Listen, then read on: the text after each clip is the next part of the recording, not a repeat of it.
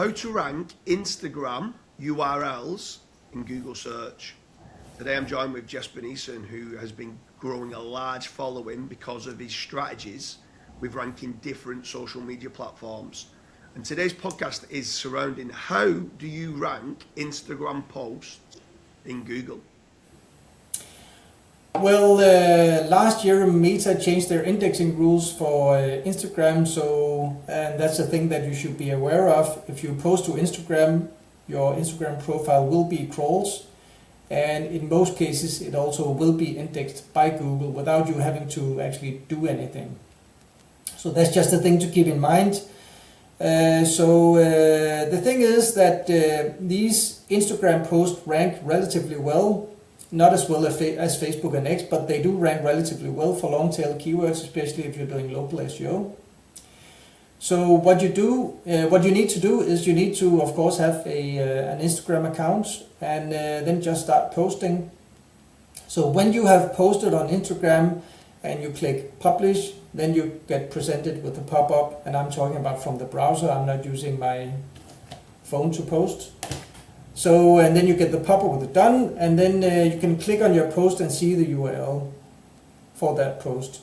And that URL is what you grab, and then you send it to the indexer. In my case, Prime Indexer, which I created, but you can choose anything. But you do need to, if you wanted to index and rank, you do need to make sure that Google actually crawls it. So you send it to the indexer, and within a couple of minutes or a couple of hours, then it appears in Google. And when it comes to Instagram, what you can actually post in there, you can post text about your business or your services or products or your personal brands. And you can also insert links, but the thing is with Instagram, the links won't be clickable. I'm not sure if they're going to change that, because when you have a Facebook profile company page, you have a link, it's clickable, at least for now. But in Instagram, that's not how it works. So you can't use it for traffic from the Instagram posts. Of course, people that find you on Google, they can actually see this link and then they can copy it, but they won't be able to click it. But what you do is that you insert the first 7 to 12 words of the Instagram post will be used as the SEO title. So just need to make sure that that's your target keyword that you insert there. But otherwise, it's just good to go. Just post, publish, and then send it to Instagram. On Instagram's more media, so it's like videos and images and stuff like that. Is it the first 7 to 12 words that matter the most, or the image? Like what or does it, the image doesn't really matter, and it could be like literally just a blank image, and then the first 7 to 12 words of the text becomes the most important part?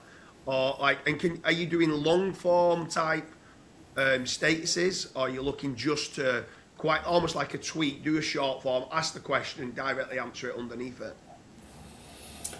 Well, that's actually a good question. You actually gave me an idea now, because we do know that Google actually reads the text on the images.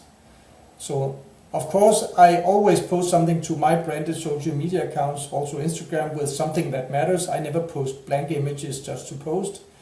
Normally, most of the times when I do post, it's just a screenshot I grab of something, because that's the fastest. Save it as JPEG, because when you save an image as JPEG, you can have more EXIF data, and I use that to optimize my images.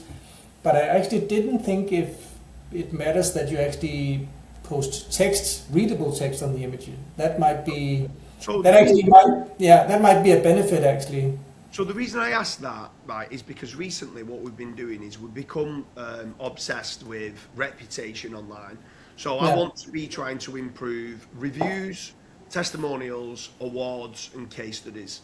And what we've been doing is mainly on the reviews and the case studies. When someone goes and leaves us a 5-star review on Google Business Profile or on Trustpilot, we get that text of the review and we put it into an image with our branding on, and then we're posting it on Instagram and on LinkedIn and stuff like that, and then we put in the text also directly underneath it. So we're regurgitating, we're rehashing, repurposing that same review and putting it on multiple platforms because they're saying how great that we are. And what I found very interesting was, specifically on Instagram, was the images for the testimonials and reviews started to rank really well. And I was wondering whether it was reading the text that was inside of the image, and it was and I'm on about ranking in Google Images here, but we now filled Google Images with loads of positive 5-star reviews that look great, where previously our brand plus reviews or brand plus testimonials in the image tab didn't really have anything. Now it's got all these nice reviews that's being presented, and I just feel like as part of query fan out and building reputation and stuff like that, would that also help rank the Instagram post of what you're writing that's there at the top as well? Yeah, for sure, because what I normally use my Instagram post to is to rank in the Google organic search for long-term keywords. I wasn't talking about image search, but when you're talking about image search, of course, the Instagram images are one of the best top social media up there to rank in image search. So yes, that would definitely matter. That's a good idea. I'm going to note that. Yeah. Yeah, keep us posted how it goes, because from the image point of view, I think it could be great. But again, let's move then on to the rankings then within web search. The first 7 to 12 words matter the most, so make certain that you're getting that in the first 7 to 12 words. You're getting the URL for the Instagram, like post URL, loading it into Prime Indexer to try to get Googlebot to crawl it as fast as possible. Are you doing any likes, like hearts or comments on there, or is anything else that you're doing on that? No, I find that actually, so Instagram is different when it comes to X and Facebook and LinkedIn, because on Instagram I find it, I don't know if it's because I'm doing SEO, but I find it a little bit more difficult to grow my brand. So I don't get much interaction. I don't get much, clicks and likes and comments on my Instagram posts. I still post, but they still rank. So it doesn't seem to matter actually if you do get interaction. Right. Okay. So the comments and the love hearts, like the likes, don't matter. What about the power of the Instagram post? Like how many followers that they have? Does that matter or not? Doesn't matter. No, I almost have no followers. I have 80 on Instagram or something like that. So it doesn't matter at all. No. Sounds good. So anyone who's watching this, I hope you like the video on how to rank Instagram posts in Google search. Do make certain you check out the links in the description, because there's several other videos where I task and start asking questions with regards to Jesper Nissen on how to rank tweets in Google, how to rank LinkedIn posts in Google, and how to rank Facebook posts inside Google. Jesper, if anyone's watching this, how's the best way of someone reaching out to try and get hold of you for consultancy or whatever else they might want to do to hire yourself?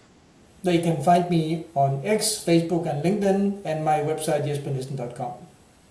Well, it's been an absolute pleasure. Cheers, Jesper. And I hope you like the video on how to rank Instagram posts inside of Google search.